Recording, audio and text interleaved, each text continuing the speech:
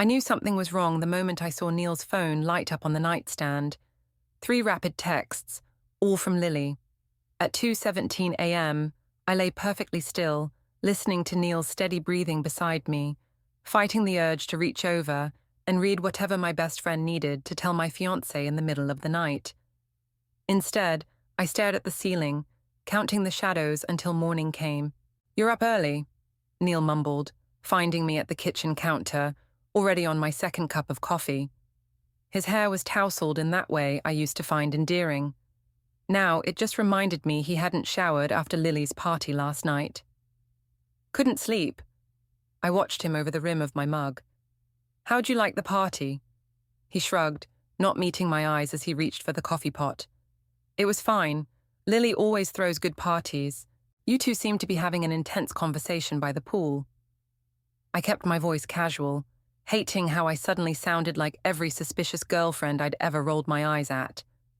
Neil's hand paused mid-pour. Just for a second. "Just work stuff. She wanted advice about the Harrington account." "The Harrington account." "Right. Because my marketing executive fiancé would naturally have insights for my event planner best friend about her clients." I nodded and smiled, feeling something cold and heavy settle in my stomach. "I'm heading to the gym," he said, abandoning his half-poured coffee. "Promised Derek I'd meet him for racquetball." "On Sunday morning?" I asked, but he was already halfway to the bedroom. "Best time to get a court," he called back. 20 minutes later, I watched from our apartment window as Neil pulled out of the parking garage. He turned left. The gym was right. I called Sophia. "He's lying to me," I said when she picked up. "Camilla, it's not even 8. What are we talking about?" Sophia's voice was thick with sleep. "Neil, he said he's going to the gym with Derek, but he drove in the opposite direction. And Lily was texting him at 2 in the morning. Maybe Derek's picking him up somewhere else," Sophia yawned. "And Lily texts everyone at weird hours. You know how she gets when she's been drinking." I paced our living room, past the engagement photos and the save-the-date samples we still needed to choose between. Something feels off. They were whispering together all night, and when I walked up, they stopped talking immediately. "You sound paranoid," Sophia said gently. "Neil adores you, and Lily's been your best friend since college. You're just stressed about the wedding." I wanted to believe her. 6 years together, 2 years planning this wedding. Neil was the guy who brought me soup when I was sick and remembered my mother's birthday when I forgot. Lily was the friend who held my hair back during food poisoning and stayed up all night helping me finish presentations. "You're right," I said finally. "I'm being crazy." But after hanging up, I found myself opening Instagram, scrolling back through photos from last night's party. There, a candid shot someone had posted of the backyard. In the background, Neil and Lily stood close together, his hand on the small of her back, her head tilted up toward him, laughing at something he'd said. His hand was never on my back like that anymore. I zoomed in until the image pixelated, searching for clues in their expressions. Was I imagining the intimacy there? The way her body angled toward his? The way his fingers splayed possessively against the fabric of her dress? My phone buzzed with a text from Neil. "Grabbing breakfast with Derek after, back around noon." I stared at the message, remembering how Neil had claimed just last weekend that he couldn't stand breakfast places because they were always too crowded. I typed back, "Have fun. Love you." He responded with a thumbs-up emoji. Not "love you too." Not even "thanks." A thumbs up. I set my phone down and walked to our closet, pushing past Neil's suits until I found the shirt he'd worn last night, tossed in the hamper. I lifted it to my face, inhaling deeply. Beneath the familiar scent of his cologne was something else, a floral perfume I recognized instantly. Lily wore it every day, had for years. "It's nothing," I whispered to myself. They hugged goodbye. That's all. But as I stood there, clutching his shirt, I remembered other things. How Neil had started password protecting his phone 3 months ago. How Lily had been cancelling our weekly coffee dates.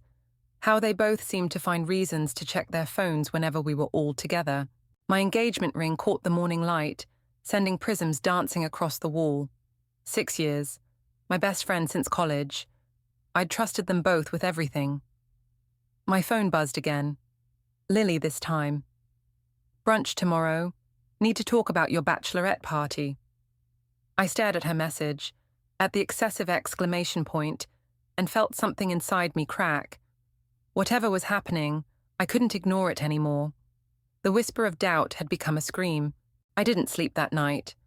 Every time I closed my eyes, I saw Neil's hand on Lily's back, felt the weight of all the small betrayals I'd been ignoring. By morning, I was hollow-eyed and electric with dread. "You look terrible," Neil said, buttoning his shirt for work. "Did you sleep at all?" "Not really." I watched him in the mirror, searching his face for... what? Guilt? Some crack in his perfect mask? I was thinking about meeting Lily for lunch today. His fingers fumbled on a button. "Oh, I thought you had that client presentation." "Rescheduled," I lied, watching his reflection carefully. "Why? Is there some reason I shouldn't see Lily?" Neil turned, his expression smoothing into something carefully neutral. "Of course not. Tell her I said hi." I nodded, smiling as though everything was normal. As though I hadn't spent the night cataloguing every suspicious moment from the past few months. As though I wasn't planning to skip my presentation to follow him during his lunch meeting today. After Neil left, I called my office and actually did reschedule my presentation, claiming food poisoning. Then I changed into jeans and a baseball cap, my pathetic attempt at a disguise, and drove to Neil's office building. I felt ridiculous sitting in my car in the parking garage, like I'd stumbled into someone else's life. This wasn't me. I didn't spy on people I loved. I didn't skip work to sit in a hot car, watching the elevator bank through tinted windows. At 12:15, Neil emerged, checking his watch before walking briskly toward the street. I waited until he was half a block away, before following on foot, keeping my distance, as he turned corners and waited at crosswalks. He led me to Emilio's, an intimate Italian place we'd discovered together last year. My stomach clenched as he approached a table on the patio where Lily already sat waiting, sunglasses perched on her head, looking effortlessly beautiful as always. I ducked behind a newspaper stand, watching as Neil bent to kiss her cheek. No, not her cheek. Her mouth. A brief, casual kiss, the kind exchanged between people who've kissed 100 times before. The world tilted sideways. I gripped the metal stand to keep from falling, my knuckles white, my breath coming in short, painful gasps. A passing stranger asked if I was okay. I nodded mechanically, unable to form words. They were laughing now, heads bent close together over the menu. Neil's hand covered hers on the table, not hidden, not secretive. They weren't even trying to be discreet. How many people had seen them like this? How long had I been the only one who didn't know? I couldn't watch anymore. Couldn't stand there while my life unraveled in public. I turned and walked blindly back toward my car, tears blurring my vision. Back home, I paced our apartment, touching our shared possessions, photo frames, coffee mugs, the throw blanket we'd bought together in Mexico. Everything suddenly felt like evidence of an elaborate lie. When my phone buzzed with a text from Lily, "Can't wait for brunch tomorrow. XO." Something inside me snapped. I grabbed my keys and drove straight to her apartment. She answered the door in yoga pants and one of Neil's old college t-shirts. I recognized it immediately. I'd slept in it myself countless times. "Camilla." Her smile faltered when she saw my face. "What's wrong? Are you okay?" "Can I come in?" My voice sounded strange, distant. "Of course." She stepped back, concern etched across her features. Such perfect, practiced concern. I walked into her apartment, the place where we'd had countless wine nights, where we'd cried over breakups and celebrated promotions, where she'd helped me plan my engagement party to the man she was now sleeping with. "I saw you," I said simply, turning to face her. "Today, at Emilio's." The color drained from Lily's face. For a moment she looked genuinely stricken. Then her expression shifted, hardened into something I'd never seen before. "I was going to tell you," she said quietly. "When?" My voice cracked. "After the wedding, on my anniversary. When exactly were you planning to mention you're fucking my fiancé?" She flinched at my words but didn't deny them. "It's not what you think, Camilla. It's not just some fling. What is it then?" I was shaking now, rage and grief colliding inside me like storm fronts. "We're in love." She said it simply, as if those 3 words could possibly justify everything. I laughed, a harsh, broken sound. "Love? You betrayed me in the worst possible way. And you want to dress it up as love?" "It just happened," Lily said, tears welling in her eyes. "We tried to fight it. We never wanted to hurt you." "How long?" I demanded. She looked away. 8 months. 8 months. While I'd been tasting wedding cakes and addressing Save the Dates. While she'd been helping me choose my wedding dress. "Does everyone know?" My voice was barely audible now. "Am I the only one who didn't see it?" "No one knows," she insisted. "We've been careful." Not careful enough to avoid kissing in public. Not careful enough to keep me from discovering their betrayal. "I'm sorry," she whispered. "I know that doesn't help, but I am." I looked at her. Really looked at her. Searching for any trace of the friend I'd trusted with everything. All I saw was a stranger wearing my best friend's face. "You're right," I said finally. "It doesn't help." I turned to leave, but paused at the door. "You know what the worst part is? I would have done anything for you, both of you." As I walked to my car, a strange calm settled over me. The shock and pain were still there, but beneath them, something else was taking root. A cold, clear purpose. They had destroyed my life without a second thought. Now I would return the favor. I spent 3 days in a hotel room, ignoring calls from both Neil and Lily. My phone buzzed constantly with their messages. First confused, then concerned, finally desperate.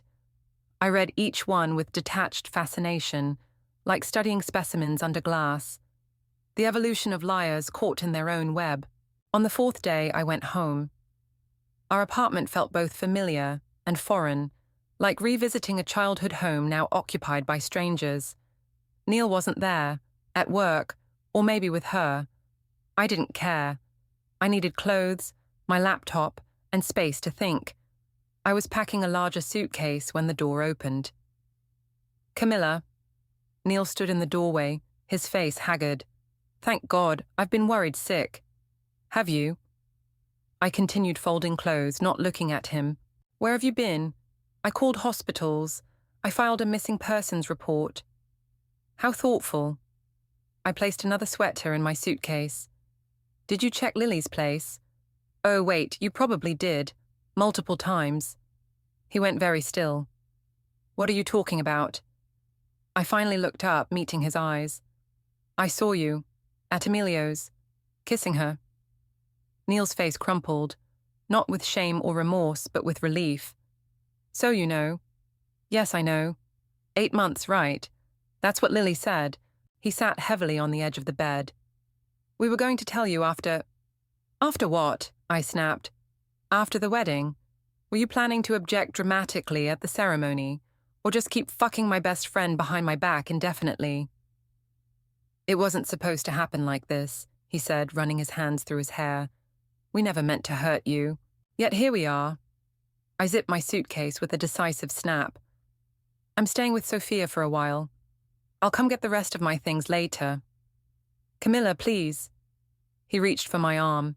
"Can we talk about this? We owe each other that much." I jerked away from his touch. "We don't owe each other anything anymore. You made sure of that." As I wheeled my suitcase toward the door, Neil called after me. "I still care about you." "We both do." I paused, not turning around. "Tell Lily she can keep the t-shirt. It looks better on her anyway."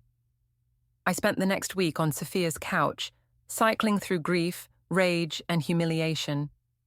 I called in sick to work, ignored more messages from Neil and Lily, and drank too much wine, while Sophia patiently listened to me dissect every moment of betrayal I could remember. "You need to eat something besides ice cream," Sophia said, setting a plate of actual food in front of me. And maybe shower. No offense, but you're starting to ripen. I glared at her but took the plate. I'm allowed to wallow. My fiancé and best friend destroyed my life. They're garbage people, Sophia agreed, but you can't let them destroy you too. She was right, of course, but knowing that didn't make it easier to function. Every morning I woke up with the same hollow ache, the same questions spinning through my mind. How had I missed the signs? Who else knew? How long would I have remained oblivious if I hadn't seen Neil's phone that night? On day 9 of my self-imposed exile, Emma called. I heard what happened, she said when I answered. I'm so sorry, Camila. Emma had been friends with both Lily and me since college. The three of us had been inseparable once. How did you find out? I asked, suddenly alert. Did Lily tell you? No. Emma hesitated. Neil did. He called asking if I knew where you were staying. And what did you tell him? Nothing. I wouldn't do that to you. She paused. But Camilla, there's something you should know. About Lily. My heart rate quickened. What? She's been seeing someone else too. Someone besides Neil. I sat up straight. What? Who? Terence, her boss. The information hit me like a physical blow. Terence was married with 2 kids. He was also directly responsible for Lily's recent promotion. How do you know this? I demanded. I saw them together at the Westbrook last month, in one of those private dining rooms. Emma's voice lowered. They definitely weren't discussing work events. My mind raced. If Lily was sleeping with Terence too, did Neil know? Was their love just another one of Lily's manipulations? Thank you for telling me, I said, a plan already forming. After hanging up, I opened my laptop and created a new document. At the top, I typed, Operation Karma. What are you doing? Sophia asked, peering over my shoulder. Planning. I began making a list of everything I knew about Lily. Her schedule, her passwords, she'd used the same one for everything since college, her secrets and insecurities. Planning what exactly? I looked up at Sophia, feeling truly focused for the first time in days. They took everything from me, my relationship, my best friend, my trust, my future. They don't get to just walk away from that. Camilla, Sophia's voice held a warning. I'm not going to hurt anyone, I assured her. I'm just going to make sure they experience consequences. Real ones. And how exactly do you plan to do that? I thought about Lily's carefully curated image at work, about Neil's family, who still didn't know what he'd done, about Terence's wife, who deserved to know who she was married to. By telling the truth, I said simply, in the right places, at the right times. I turned back to my laptop, adding another item to my list. Terence's wife's contact information. For the first time since seeing Neil and Lily together, I felt something other than pain. Something that burned brighter, cleaner. Something that would get me out of bed tomorrow morning. Purpose. I started small. A casual email to Lily's entire office about a surprise birthday gathering for Terence, at his home address, during a time his wife would definitely be there. I signed it from Lily's email, which wasn't difficult. I still knew all her passwords. This is petty, Sophia said, watching me hit send, and possibly illegal. It's just a party invitation, I replied, closing my laptop. Not my fault if it causes an awkward situation. But we both knew that was exactly my intention. I returned to work the next day, ignoring the pitying glances from co-workers who'd clearly heard about my broken engagement. I smiled through meetings, nodded at appropriate moments, and pretended I wasn't constantly checking my phone for updates. Emma called that evening. Whatever you did, it worked, she said without preamble. Terence's wife showed up at the office today. There was a massive scene in the lobby. I felt a rush of vindication. What happened? She confronted him in front of everyone, screaming about how she found hotel receipts. Then she saw Lily and went ballistic. Security had to escort her out. Emma paused. Lily's been crying in the bathroom all afternoon. I should have felt triumphant. Instead, I felt oddly hollow. Did she get fired? No, but she's on thin ice. Terence is claiming it was all a misunderstanding, but HR is involved now. Emma hesitated. Camilla, are you sure about this? Revenge won't undo what happened. I'm not trying to undo anything, I said. I'm just making sure they face consequences. But after hanging up, I stared at my reflection in the bathroom mirror. The woman looking back at me had shadows under her eyes and a hardness to her mouth that hadn't been there before. Was this who I wanted to become? Someone who took pleasure in others' pain? My phone buzzed with a text from Neil. I know what you did. We need to talk. I ignored it, but an hour later, my doorbell rang. I peered through the peephole to see Neil standing in the hallway, looking grim. Against my better judgment, I opened the door. You can't just show up here, I said. You won't answer my calls. He pushed past me into the apartment. What the hell were you thinking, Camilla? Sending that email could cost Lily her job. That's rich coming from you, I snapped. You're worried about her job. What about our relationship, our future? Did you think about that before you started sleeping with her? Neil ran a hand through his hair. What we did was wrong, I know that. But this calculated revenge, this isn't you. You don't know who I am anymore. I crossed my arms. And whose fault is that? Lily's devastated. Her reputation at work is ruined. Good. Neil stared at me like I was a stranger. Do you even hear yourself? You're enjoying her pain. The way you two enjoyed deceiving me. I stepped closer. Tell me, Neil, did you laugh about it together? Poor clueless Camilla, planning her wedding while her fiancé fucks her best friend. It wasn't like that, he said quietly. We hated ourselves for hurting you. Not enough to stop. We stood in tense silence, the ruins of our relationship scattered between us like broken glass. What do you want, Camilla? Neil finally asked. An apology? We've both apologized. Repeatedly. What will it take for you to move on? Move on? I laughed bitterly. It's been 2 weeks since my entire life imploded. You don't get to dictate my timeline for moving on. So you're just going to keep trying to destroy us? Will that make you feel better? I didn't have an answer. Would it make me feel better? The email to Terence's wife had brought momentary satisfaction, but the hollow feeling afterward suggested otherwise. Just leave, I said, suddenly exhausted. Go back to Lily. Console her. Tell her how unreasonable I'm being. After Neil left, I called Sophia, needing a voice of reason. Am I becoming a terrible person? I asked when she picked up. You're becoming a hurt person, she replied. There's a difference. Neil thinks I'm enjoying their pain. Are you? I considered the question honestly. Not exactly, I need them to understand what they did, how it feels to have your world turned upside down. And then what? Sophia asked gently. After they understand, what happens next? I had no answer. The next morning, I woke to 3 missed calls from an unknown number. When it rang again, I answered. Is this Camilla? A woman's voice, unfamiliar. Yes, who's this? Rebecca Burke, Terence's wife. Her voice was steady, controlled. I think we should meet. My heart raced. I'm not sure that's a good idea. I know you sent that email, she said, and I want to thank you. I sat up straight. Thank me? I've suspected Terence was cheating for months. You gave me the proof I needed.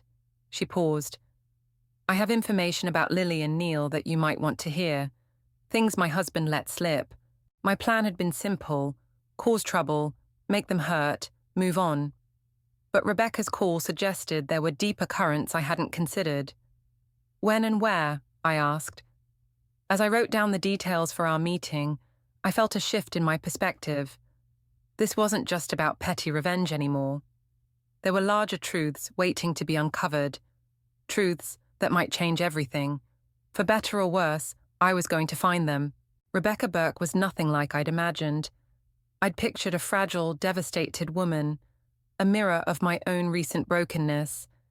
Instead, the woman who slid into the booth across from me radiated composed fury. Her manicured nails tapped methodically against her coffee cup as she studied me. "You're younger than I expected," she said. "You're calmer than I expected," I replied, a thin smile. 15 years of marriage to Terence taught me to control my reactions. Public meltdowns are a luxury I only allow myself on special occasions. Like confronting her husband at his workplace, I felt a flicker of respect. "You said you had information," I prompted. Rebecca took a deliberate sip of her coffee. "First, I want to understand what you're after. Revenge? Closure? Something else?" I hesitated, unsure how to articulate what drove me. "I want them to face consequences, real ones, not just feeling bad while they continue their relationship." "And then what? Once they've suffered appropriately, what happens next?" It was the same question Sophia had asked. I still didn't have a good answer. "I haven't thought that far ahead," I admitted. Rebecca nodded as if I'd confirmed something. "Here's what I know. Lily and Terence have been involved for nearly a year, but Neil has only been part of the picture for about 5 months. I frowned. That doesn't make sense. Lily told me 8 months. She lied. Rebecca's voice was flat. Terence keeps detailed records of his affairs, hotel receipts, dinner dates, gifts. He thinks I don't know about his private email account. She smiled thinly. Men can be remarkably predictable. My mind raced. If Neil and Lily had only been together 5 months, not 8. "There's more," Rebecca continued. "According to Terence, Lily approached Neil initially because of his connection to Edward George." The name hit me like a physical blow. "Edward? From Pinnacle Investments?" Rebecca nodded. "Terence's company has been courting Pinnacle as a client for months. Edward is the decision-maker. Apparently, Lily discovered Neil knew him and saw an opportunity." I sat back, stunned. Edward was an acquaintance of Neil's from business school. They occasionally met for drinks. I'd met him once at a networking event. He'd seemed pleasant but unremarkable. "Are you saying Lily pursued Neil because of a business connection?" "That's what Terence believes." Rebecca shrugged. "Whether Neil knows he's being used is another question." The cafe around us continued its normal rhythm. Baristas calling out orders, customers typing on laptops, while my world tilted on its axis yet again. "Why are you telling me this?" I finally asked. "Because I'm filing for divorce, and I want Terence to lose everything." Her calm facade cracked slightly, revealing the rage beneath. "Including the Pinnacle account. I thought you might want to help." I stared at her. "How? Edward George? You could warn him about what's happening, about how he's being manipulated." The suggestion hung between us, tempting in its simplicity. One conversation with Edward could unravel everything Lily had built. "I'll think about it," I said. Rebecca slid a business card across the table. "My private number. Let me know what you decide." After she left, I sat alone, turning her card over in my fingers. The information she'd shared had shifted something fundamental in my understanding. This wasn't just about betrayal anymore. It was about calculation, strategy. Lily hadn't fallen helplessly in love with Neil. She'd targeted him, and I'd been collateral damage. I was still sitting there when Sophia called. "Where are you?" she asked. "I thought we were meeting at my place. Something came up. I'll tell you later." I hesitated. "Sophia, do you think I'm obsessing over this too much?" "Honestly, yes." Her voice softened. "It's been almost 3 weeks, Camilla. You haven't gone a single day without mentioning Neil or Lily, or some new revenge plan." "They destroyed my life," I said, the familiar justification rising automatically. "No, they ended your relationship. There's a difference." Sophia sighed. "You're letting them define you now. Everything you do is in reaction to them." Her words stung because they contained truth. I'd been so focused on making Neil and Lily pay that I'd put my own life on pause. "I met with Terence's wife today," I admitted. "She told me things about Lily, about why she pursued Neil." "And did this new information make you feel better?" I considered the question. "No, it made me feel worse, actually. More manipulated." That's my point. None of this is helping you heal. Sophia paused. I'm worried about you, Camilla. You're becoming someone I don't recognize. The same observation Neil had made. Was I really changing that much? I need to go, I said abruptly. I'll call you later. I drove home in a daze, Rebecca's revelations and Sophia's concerns colliding in my mind. When I arrived at my apartment building, I sat in the parking lot, unable to summon the energy to go inside. My phone buzzed with a text from an unknown number. We need to talk. I'm outside your building. Edward. I froze, scanning the parking lot until I spotted him, a tall figure leaning against a black sedan, watching my car. How did he know where I lived? Why was he here? As I stepped out of my car, Edward straightened and walked toward me, his expression grave. Camilla, he said, I think we have a mutual problem. The certainty I'd felt about my revenge plans suddenly evaporated, replaced by the uncomfortable realization that I was stepping into something much larger and more complicated than I'd imagined. And there was no turning back now. Edward insisted we talk somewhere private, so I reluctantly led him to my apartment. My mind raced with possibilities. Had Rebecca already contacted him? Did he know about Lily's manipulation? Nice place, he said, glancing around my living room. He seemed different from the polished businessman I'd met briefly at Neil's networking event. More intense, less rehearsed. How did you find my address? I asked, remaining standing while he settled uninvited onto my couch. Neil mentioned it once. Edward's gaze was direct, unsettling. I have an excellent memory for details. And why exactly are you here? Because you've been causing problems. He leaned forward. The email to Terrence's wife. Very clever. Very disruptive. My pulse quickened. I don't know what you're talking about. Please. Edward smiled thinly. Let's not waste time with denials. I know what Neil and Lily did to you. I know you're retaliating. And I know you recently met with Rebecca Burke. I crossed my arms. Are you spying on me? I'm protecting my interests. He gestured for me to sit. Which is why I'm here. We need to discuss Pinnacle's relationship with Terrence's company. I remained standing. I don't see how that concerns me. It concerns you because you're interfering in business matters you don't understand. His tone hardened. Lily's personal choices are irrelevant to me. What matters is that Terrence's company provides services Pinnacle needs. So you know. I finally sat, processing his words. You know Lily pursued Neil to get to you. Edward's expression revealed nothing. I suspected. Neil mentioned they'd started seeing each other shortly after he introduced us at that charity event. And that didn't bother you? Being manipulated? He shrugged. Business is built on strategic relationships. Lily's methods are her concern. What about Neil? Does he know he's being used? I doubt it. Edward studied me. Neil has always been idealistic. He probably believes it's a genuine romance. The casual cruelty of his assessment hit me like a slap. Neil, the man I'd planned to marry, reduced to a naive pawn in someone else's game. Why are you telling me this? I asked. Because your revenge campaign is becoming problematic. The drama with Terrence's wife has created instability at a critical time. Edward leaned forward. I need you to stop. Or what? Or I'll be forced to ensure you stop. His voice remained pleasant, but the threat was unmistakable. I have resources you don't, Camilla. This isn't a fight you can win. I stared at him, anger building. So I'm just supposed to walk away? Let them all get what they want while I get nothing? What exactly do you want? Edward asked. To hurt Neil and Lily? You've already done that. To ruin their relationship.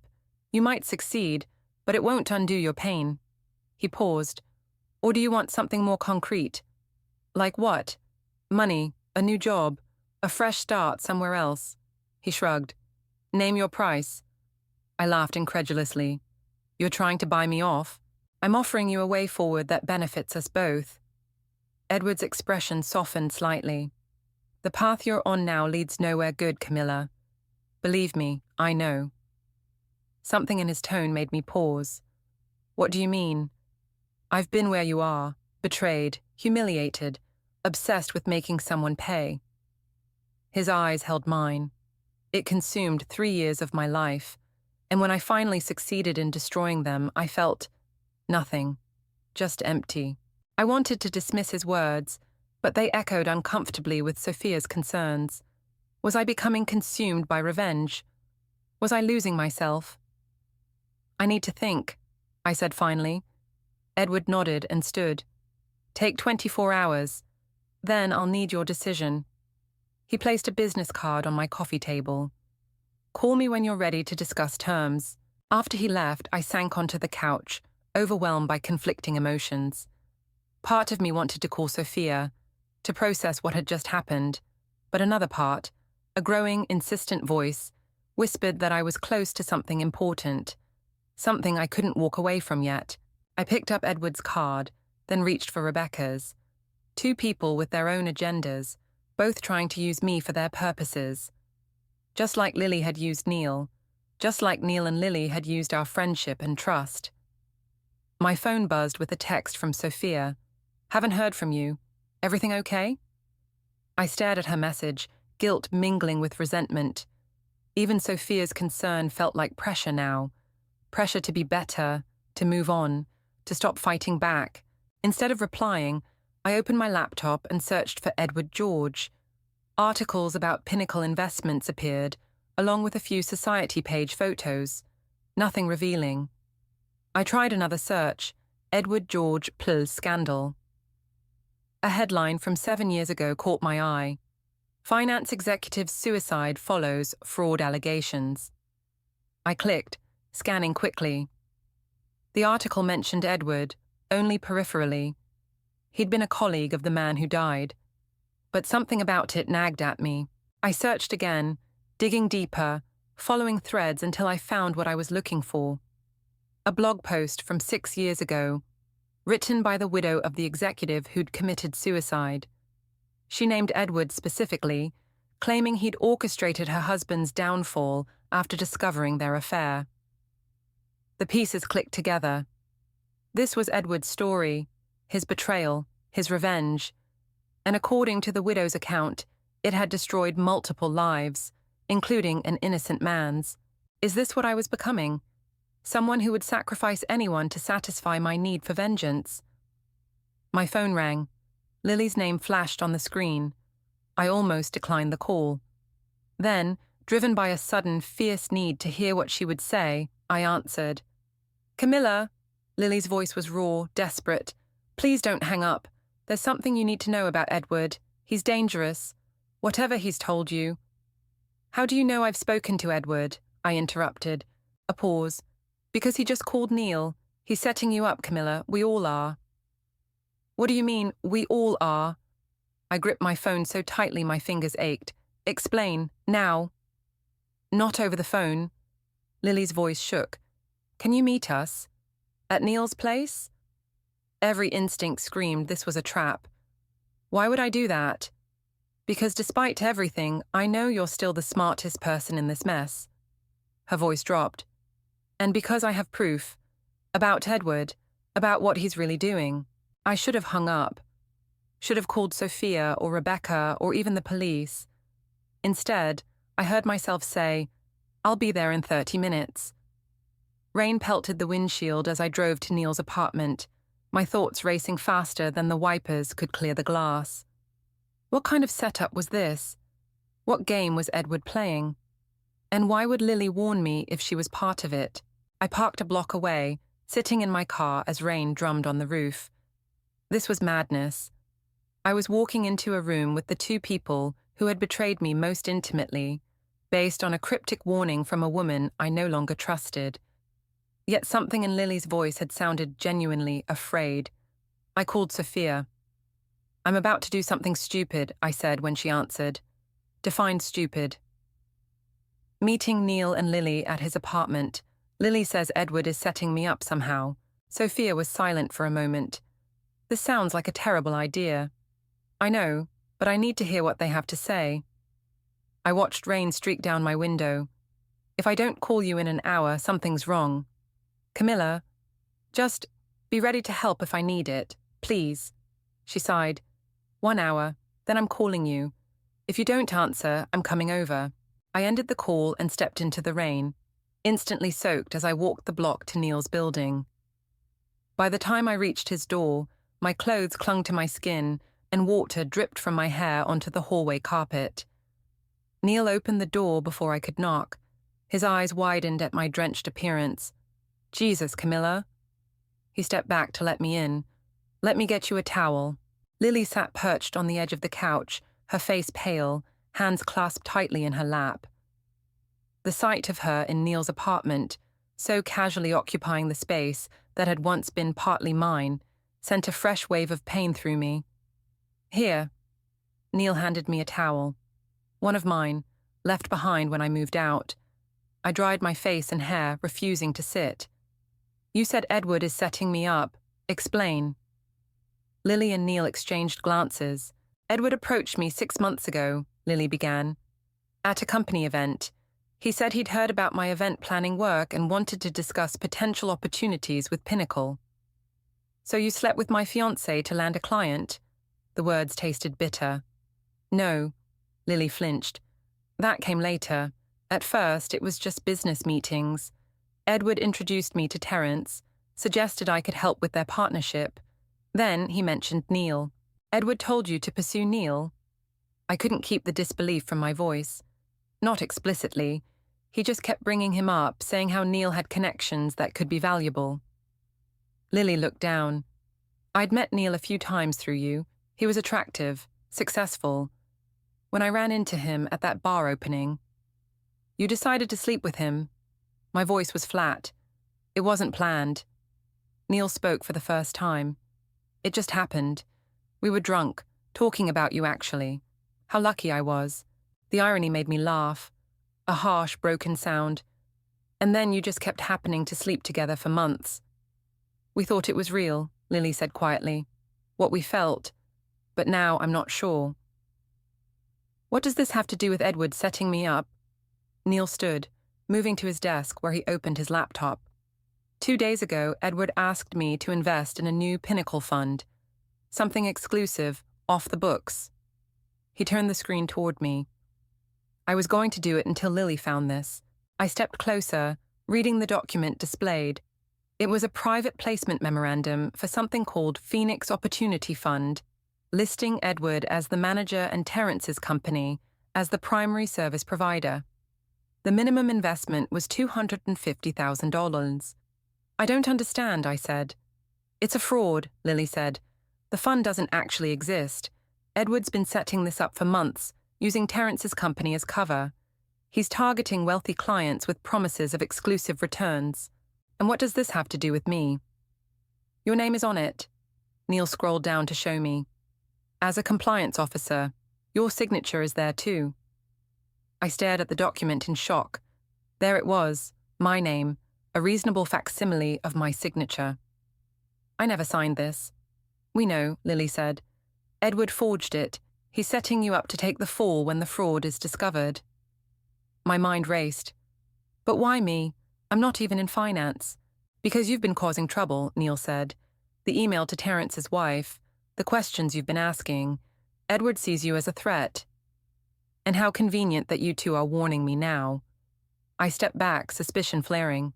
After everything you've done, why should I believe you're suddenly concerned about my welfare? Because we're all being played, Lily said, her voice breaking. Edward manipulated me into pursuing Neil. He encouraged Terence to start an affair with me. He's been orchestrating all of this. For a fraudulent investment fund. It seemed absurd. Not just that. Neil ran a hand through his hair. Edward's been recording our conversations. About you. About the revenge you've been planning. If you're implicated in his fraud and try to claim innocence, he has evidence that you've been vindictive and unstable. The pieces clicked together with sickening clarity. My revenge campaign had given Edward the perfect scapegoat, someone with a documented history of emotional instability and retaliatory behavior. We need to go to the police, I said. With what proof? Lily asked. It's our word against his, and with your recent actions. She didn't need to finish. Who would believe me over Edward, a respected financial executive versus a jilted woman who'd already demonstrated a willingness to seek revenge? There's another option, Neil said hesitantly. Edward's hosting a dinner tomorrow night for potential investors in the Phoenix Fund. We could confront him there, with witnesses. Or, I said slowly, an idea forming, we could give him exactly what he wants. They both looked at me questioningly. He wants me to stop causing trouble, to take his bribe and disappear. I felt a strange calm settle over me. So that's what I'll tell him I'm doing. And then what? Lily asked. I met her eyes directly for the first time since entering the apartment. Then we turn his own game against him. In that moment, standing in my ex-fiancé's apartment with my former best friend, I felt something unexpected, a clarity that had nothing to do with revenge and everything to do with justice. Not just for me, but for all of us who had been manipulated by Edward's machinations. I'll need your help, I said. Both of you. Neil nodded immediately. Lily hesitated, then reached for my hand. I let her take it, feeling the familiar shape of her fingers against mine. Whatever you need, she said. Edward's smile didn't reach his eyes when I slid into the chair across from him at the upscale hotel bar. I wasn't sure you'd come. I almost didn't. I set my phone on the table between us, recording app running silently. But your offer got me thinking. And, he signaled the bartender for another drink, I want out of all of this. I leaned forward. You were right yesterday. This revenge thing, it's consuming me. Edward studied me, searching for deception. What changed your mind? I looked you up. Found that blog post about what happened 7 years ago. I kept my voice neutral. I don't want to become that person. Something flickered across his face. Satisfaction, maybe, or relief. Smart decision. So let's discuss terms. $200,000 and a recommendation for a job in another city. I met his gaze steadily. In exchange, I disappear. No more trouble with Terence or his wife. No questions about your business dealings. Edward's eyebrows rose slightly. Ambitious. Fair, I countered. My life here is over. You're buying my silence and my absence. He considered this, swirling the amber liquid in his glass. I can arrange it, but I'll need something first. What? Sign some paperwork, a non-disclosure agreement primarily. He reached for his briefcase. And a few other documents, like compliance forms for the Phoenix Opportunity Fund. I kept my expression innocent, Edward's hand stilled on his briefcase. You've been busy. Just doing my research before selling my soul. I smiled thinly. That's what you're buying, isn't it? My name on your fraudulent fund? I prefer to think of it as creative finance. Edward's voice remained pleasant, but his eyes hardened. The paperwork is a formality. Insurance, if you will. Against what? Me changing my mind? Against unpredictability. He slid the briefcase toward me. Sign now, and the money will be in your account tomorrow. I opened the briefcase, examining the documents inside. The NDA, the compliance forms, all waiting for my signature. You know, I said conversationally, I've been wondering why you went to all this trouble, setting up Neil and Lily, drawing me into your scheme. I looked up at him. It seems elaborate just to find a scapegoat. Edward shrugged. Opportunity presented itself. I needed someone with financial knowledge, but no industry connections. When Neil mentioned his fiancé worked in corporate accounting, you became interesting. When you started causing problems, you became useful. And Lily, why involve her? Lily was already involved with Terence. I simply expanded her utility. His smile was cold. People are generally predictable when you understand their weaknesses. Lily craves status. Neil craves validation. You crave justice. And what do you crave, Edward? Control. He gestured to the documents. Now, sign. I picked up the pen, hovering it over the signature line. Just one more question. Does Rebecca Burke know about the fraud? Edward's expression flickered. Rebecca is irrelevant. That's not what she thinks. I set the pen down. She's been gathering evidence against you for months. Bank statements, emails between you and Terrence, records of meetings that never officially happened. You're bluffing. But uncertainty had crept into his voice. Maybe. I stood up. But are you willing to bet your freedom on it? Edward's hand shot out, gripping my wrist. Sit down. We're not finished. Actually, we are. I nodded toward the bar entrance, where Detective Morales was approaching, Rebecca Burke at her side. I think they'd like to speak with you. Edward's face drained of color. What have you done? Created an opportunity. I pulled my wrist free. People are predictable when you understand their weaknesses. Your weakness is arrogance. As Detective Morales reached our table, I stepped back. He was just explaining his investment fraud scheme, Detective. I believe my phone recorded most of it. The next hour passed in a blur of statements and evidence collection. I watched from across the room as Edward was escorted out, his confident facade crumbling under the weight of Rebecca's evidence and my recording. Sophia found me sitting alone at the bar afterward. You okay? She asked, sliding onto the stool beside me. I don't know what I am. I stared into my untouched drink. Relieved? Exhausted? Empty? All of the above is allowed. Sophia squeezed my hand. What you did was brave, and a little terrifying. I laughed softly. Terrifying is accurate. I wasn't sure he'd confess.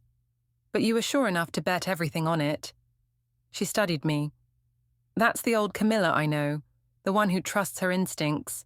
Her words warmed something cold inside me.